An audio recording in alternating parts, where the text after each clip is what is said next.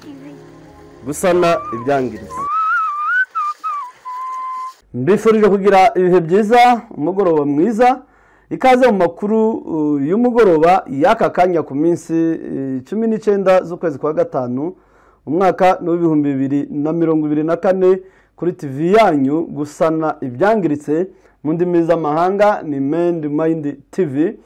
Aho bukeye tubahaye mwaramutse ndetse namwe aho bwije tubahaye mwiriwe. Ni Mind ugiye kuyabagezaho ikaze, ariko kandi niba utarakora subscribe reka tugusabe ukande kuri subscribe kugira ngo igihe cyose dushizeho amakuru ari kuvugwa hirya no hino, ibiganiro byiza bitandukanye ntakaza gucika, ahubwo aza kugereraho igihe mu gihe akiri kuvugwa utarayabona handi uzahita akugeraho. Amakuru yacu uyu munsi rero turaza kuyakubitira ku nkuru iri kuvugwa muri Repubulika Iharanira Demokarasi ya Kongo, aho nta handi mu mugwa mukuru Kinshasa hari kuvugwa kudeta yaburijwemo n'igisirikare cy'iki gihugu FARDC.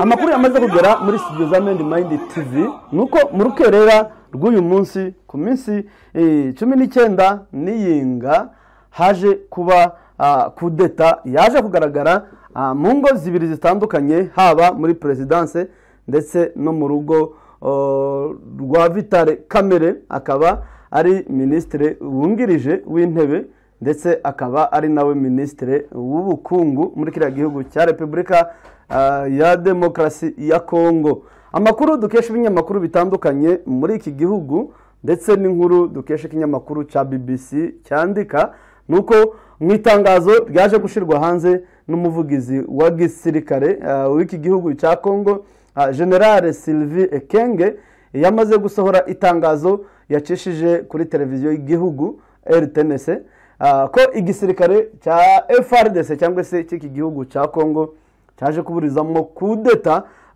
yageragejwe, aho yavuze ko ku minsi 19 z'ukwezi kwa gatanu uyu mwaka 2024 mu rukerera haje ibitero byiganjemo abasirikare b'abanyekongo ndetse n'abanyamahanga. Amazina yabo akaba ataraje hanze, ariko bikaba byamaze kwemezwa ko kudeta yashakaga guhirika ubutegetsi bwa Felix Tshisekedi Tshilombo Beto. Igisirikare cya FARDC cyaje kubyitwaramo neza kikaza kuyiburizamo.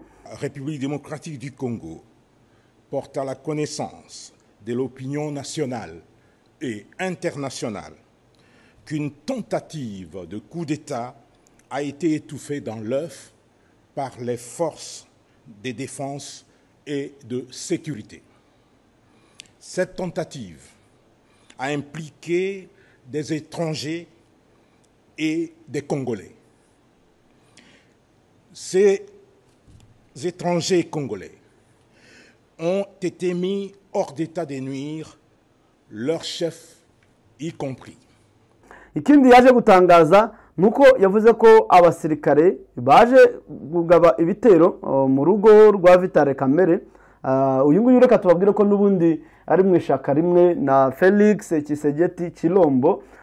Mu matangazo batangaje ntibavuze ko byenda akihari cyangwa se ashobora kuba yahasize ubuzima, ariko mu biri kuvugwa mu binyamakuru nuko inzego zarindaga umutekano wa hariya iwiwe baje kuba bahasiga ubuzima, bikavugwa ko ari abapolisi bagera muri babiri. Ikindi yavuze nuko abo ngabo bagerageje gukubita kudeta baje bitwaje intwaro ndetse bambaye imyenda ya gisirikare, aho yavuze ko baje bafite n'amadrapo ya Zaire. Rero abantu barimo kwibaza inzego z'umutekano bimeze gutera mu mujyi wa Kinshasa kugira ngo abantu baze binjire bahuruke mu ngoro y'umutegetsi w'igihugu cyangwa se muri presidence ndetse no mu rugo rwa ministre w'intebe. Amavideo yagiye acicikana hirya no hino ku mbuga nkoranyambaga, cyane cyane haba ku mateleviziyo atandukanye, ibinyamakuru byandika ndetse na za WhatsApp, nuko hagiye hagaragara amavideo ndetse muri abo banyamahanga amasura amwe yamaze kujya hanze ni amasura arimo bene wacu abangaba batukura nubwo bakunze kuvuga ko ari umweru baba bayiti. Rero inkuru turakomeza tuyikurikirane hasi hejuru tuze kumenya uko byagenze, tuze kumenya igikurikiraho. Ariko amakuru yamaze gusohoka hanze nuko abagerageje gutera iyi kudeta bamaze gutabwa muri yombi, ndetse harimo n'abamaze kuhasiga ubuzima. Andi makuru n'ubundi yaje kugera muri studio za Mendi Mind TV dukesha ibinyamakuru bya hariya mu mugwa mukuru w'Kinshasa, nuko bavuga ko amasasu yagiye yumvikana mu bice bitandukanye aha mu mugwa mukuru wa Kinshasa, ndetse bivuga ko no muri presidence ubwayo haje kugaragara abasirikare benshi batandukanye bitwaje intwaro bamaze kuzenguruka presidence y'iki gihugu. Bitaratangazwa neza no kuvuga ko byenda byaburijwemo 100% cyangwa se ari igikorwa kigikomeje, ariko bivugwa ko hari ibice byinshi bigiye bitandukanye hariya mu mugwa mukuru wa Kinshasa byagiye byumvikanamo amasasu menshi cyane, ndetse aba ambasaderi bagiye batandukana bakaba bamaze gusohora amatangazo bamenyesha ko abaturage b'ico gihugu ko bakomeza kuguma mu mazu mu gihe umwuka utari mwiza mu mugwa mukuru wa Kinshasa, aho harimo n'Ubuyapani wamaze gutangaza asaba abantu be ko batasohoka mu mago. Amakuru n'ubundi yaje kugera muri studio za Mendi Mind TV nuko ibitero byateguwe n'uwitwa Christian Malanga Musumari. Uyu muntu rero ni muntu ki? Uyu rero Christian Malanga Musumari waruyoboye ibitero byagerageje guhirika ubutegetsi bwa Felix Tshisekedi Tshilombo. Bivuga ko ari umukongomani wavukiye hariya mu mugwa mukuru wa Kinshasa ku minsi 2 z'ukwezi kwa kabiri umwaka w'igihumbi 1983. Uyu munsi rero akaba yakomeje kugarukwaho cyane cyane mu bitero, ndetse n'isura yiwe yamaze kugaragara mu mashusho yari mu rugo rwa Vitale Kamere. Uyu mugabo rero wavukiye Kinshasa ngo twari tubabwiye ni mu gihe yari ikirizayire yari yobowe na Mobutu Sese Seko ku ngwendo wa Zabanga. Uyu mugabo rero Christian akaba yaraje kwimukira muri Amerika akahaba imyaka myinshi cyane, ni naho yakuriye. Nyuma yaho yaje kongera kugaruka muri iki gihugu cya Repubulika Iharanira Demokarasi ya Kongo mu bihumbi 2006, ari nabwo yaje kwinjira igisirikare cya FARDC. Aho ni nyuma yuko yaravuye muri Amerika. Bivugwa ko igisirikare yaje kucinjira akaza kukivamo n'ubundi afite ipeti rya kapiteni, ari nabwo yaje gusezera igisirikare kubera ko yashakaga kwinjira muri politike mu buryo bwa gisivile. Aza kugerageza mu bihumbi 2011 ubwo yarimo yiyamamariza ku mwanya w'ubudepite, gusa byaje kumuviramo kuza gufungwa mu gihe yarahagarariye ihuriro cyangwa se ishaka ryitwa Parti Congolais Uni cyangwa se PCU. Iri shaka reka tunabibutse ko ari we ubwiwe wari waritangiye cyangwa se wari warishinze. Amaze gufungwa rero yaje gufungwa amezi atari makeya, umwaka ukurikiyeho w'ibihumbi 2012 n'ubundi yaje gufungurwa. Nyuma yo gufungurwa aza gusubira n'ubundi muri Leta Zunze Ubumwe za Amerika, ari naho yabanaga n'umuryango we. Gusa uyu mugabo yagiye agarukwaho hirya no hino mu bikorwa bigiye bitandukana bya politike. Nubwo yari afunguwe kandi asubiye muri Amerika, bivugwa ko yagiye n'ubundi atishimye ku mutima, agifite ka kantu ko kumva ko ubutegetsi bwamubujije uburenganzira bwe, ndetse bumubuza kuba yakwiyamamaza ku mwanya w'ubudepite. Aza no gufungwa, bityo nubwo yari asubiye muri Amerika yaje gusubirayo atishimye, hari akantu kari ku mutima.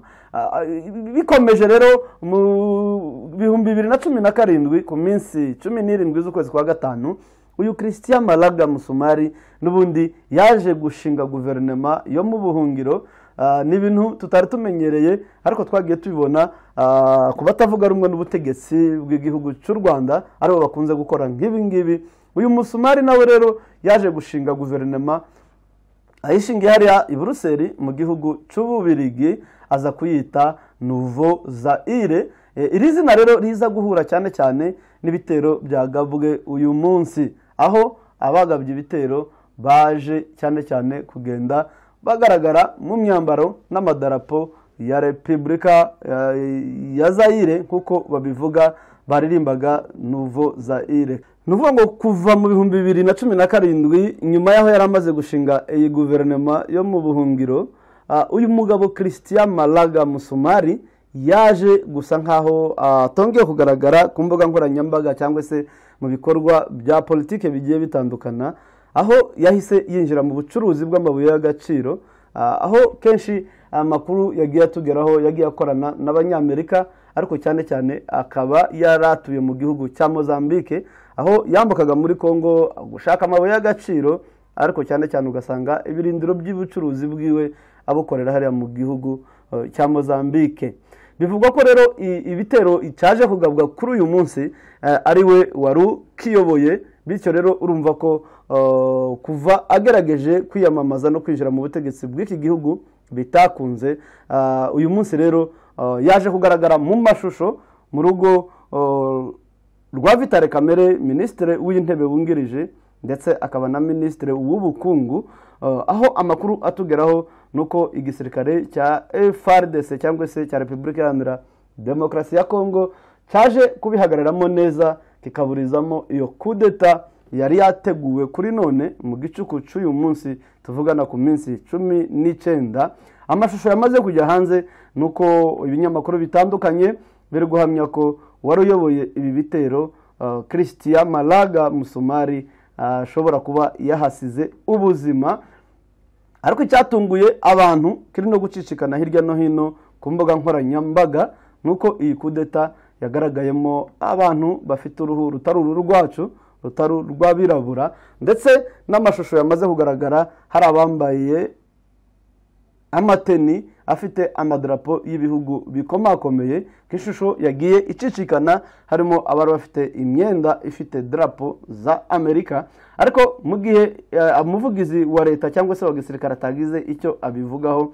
Reka dukomeze dukurikirana aya makuru 5 kuri 5 kuri Mind TV, turakomeza tuyabavire imuzi n'imuzingo. Rero reka tuse nk'abayasubikiye ahangaha, hanyuma mukomeze muryoherwe n'amakuru yacu, ariko kandi utarakanda subscribe wayikoraho kugira ngo amakuru utasanga handi aza kugereraho igihe.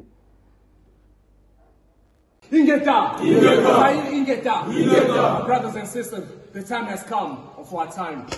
The brave men who walked with me stood up and said enough with this road regime, a dictatorship, a regime that has sucked our blood with the military. Say it's enough. I go by the name of Christian Malanga. My brothers and sisters, we came here today to see a change.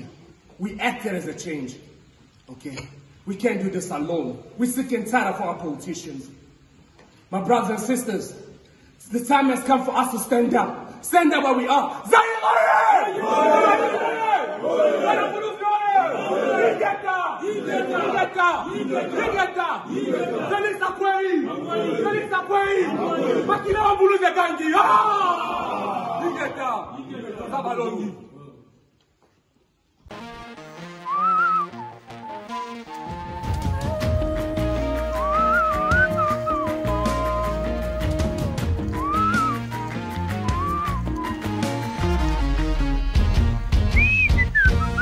Subscribe to Mind TV.